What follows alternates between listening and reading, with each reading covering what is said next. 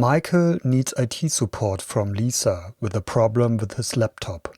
So that Lisa can control his laptop remotely and look around on it independently, he wants to allow her access to his laptop.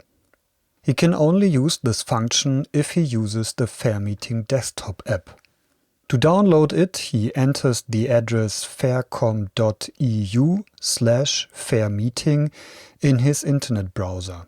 On the page that appears, he scrolls down and clicks on the app version that matches his operating system, which will then be downloaded. He can now install the app.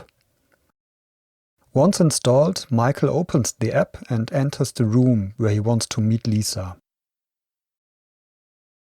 Lisa is already waiting for him in the room. Michael selects the Start Screen Sharing button and then clicks on Share. Lisa can now see what Michael sees on his screen. For her part, Lisa now sends him an access request, which he confirms by clicking the button Allow.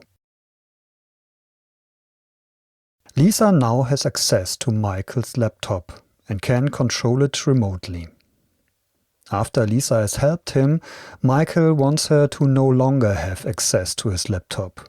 To do this, he clicks on the button Stop Sharing. Now Lisa no longer has access and can no longer see Michael's screen.